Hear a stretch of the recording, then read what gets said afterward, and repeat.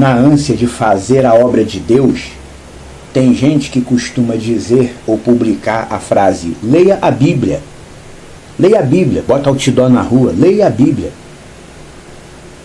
Dizer isso não é fazer a obra de Deus. A Bíblia não deve ser só lida. Não deve. Ela deve ser estudada junto com alguém que a conheça. Senão gera um monte de heresias e suspeitas de contradição de texto.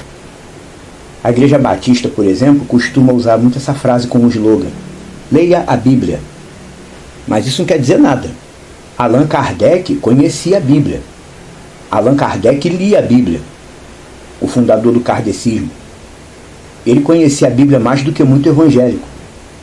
Aliás, o espiritismo kardecista nasceu justamente da interpretação que Allan Kardec dava ao Evangelho de João. Aproveito essa fala para acrescentar algo que ninguém nunca diz. Conhecer Bíblia. Ah, eu conheço a Bíblia. Conhecer Bíblia não é a mesma coisa que conhecer o texto sagrado. O texto sagrado, como texto sagrado, ele é feito de texto e interpretação, letra e espírito.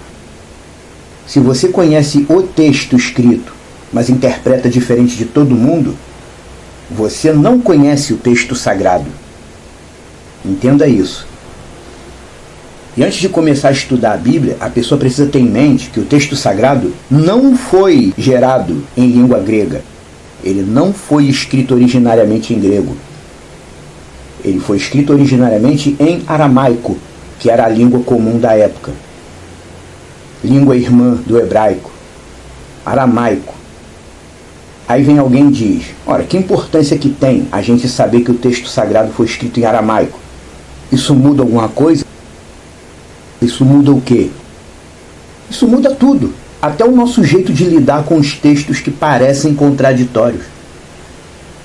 Quem entende que o texto sagrado foi dado em aramaico, não se contenta apenas em ler uma versão bíblica qualquer. Ah, eu conheço a nova versão, não sei das quantas, e já conheço a vontade de Deus. Não. A pessoa que só conhece um tipo de versão bíblica, ela mantém todas as dúvidas teológicas e suspeitas de contradição. Por isso, eis aqui agora as evidências de por que o texto sagrado foi escrito em aramaico e não em grego. Em primeiro lugar, a própria nomenclatura das pessoas, os personagens bíblicos. Em matéria de nomes próprios, o texto grego reproduz literalmente a pronúncia aramaica dos nomes. Por exemplo, a mãe de criação de Yeshua. Em hebraico nós dizemos Miriam. Miriam, pela pronúncia hebraica, Miriam começa com Mi. Ué, mas por que o texto grego então é Maria, se o nome original dela é Miriam? Mi para Ma tem bastante diferença, não tem? Ah, mas no texto grego está Maria, porque no texto aramaico, a pronúncia do nome da mãe de criação de Yeshua é Mariam. Mariam. Ma igual no grego. A nomenclatura usada no texto grego é basicamente uma transcrição da nomenclatura usada no texto aramaico. Mesma coisa com a palavra Machia, ungido. Machia começa com Ma, Machia. É a palavra que nós colocamos como Messias em português. Machia. Como é que Machia virou Messias? Machia começa com Ma. E no texto grego vem escrito Messias. Como é que Ma virou Me? Ah, mas no texto aramaico não está escrito Machia. Está escrito Meshirra. O ungido, que chamam de Cristo ou Messias em português, o que no hebraico é Machia, no texto aramaico é Meshirra. O grego Messias é uma transcrição do aramaico Meshirra. E os nomes que começam com Bar, que significa filho em aramaico?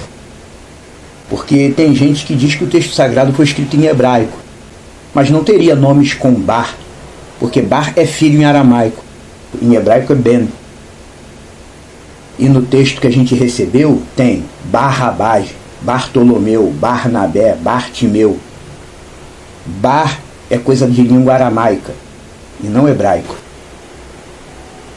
E isso fora os textos que parecem não fazer sentido, porque foram passados diretamente do aramaico para o grego por alguém que não era especialista em aramaico. Por exemplo, o camelo passar no fundo da agulha. No texto aramaico não está falando que é um camelo. É porque tem a diferença entre gamal e gamla no aramaico. O texto aramaico está dizendo que é mais fácil um nó passar no fundo da agulha e não um camelo. A falta de domínio do aramaico causou toda essa confusão e erro de tradução. E Paulo escrevendo às congregações, historicamente falando, os líderes das congregações messiânico-nazarena eram todos judeus de nascença. Judeus de nascença, falavam o quê? Aramaico. Paulo escrevia a eles, judeu escrevendo para judeu. Ele escrevia em quê? Em aramaico. No final da carta aos Coríntios, Paulo dá uma saudação final dizendo: Maranatá.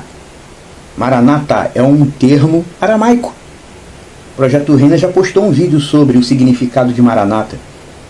No texto aramaico, onde Paulo diz Maranatá, o texto correspondente em hebraico diz Adonenu Ba, que também significa Nosso Senhor vem.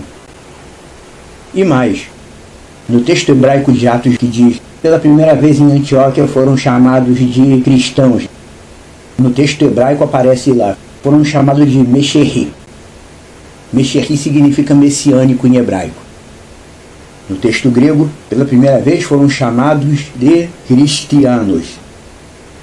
Mas no texto aramaico de Atos, diz que pela primeira vez em Antioquia foram chamados de cristiana.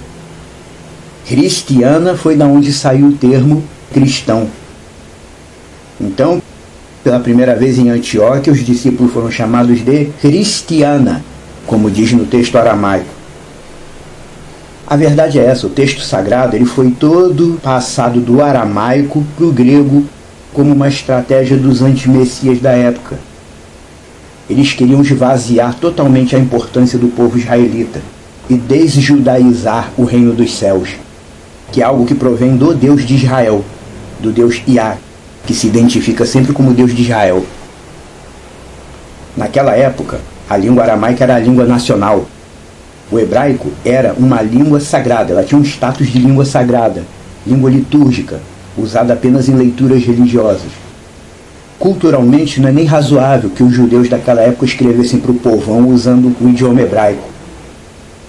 Mas todas as evidências apontam apenas para isso. O texto sagrado foi escrito em aramaico e depois passaram tudo para o grego, porque eles queriam desjudaizar o reino dos céus para descaracterizar todo o contexto de salvação que veio do povo de Israel por meio do Deus de Israel.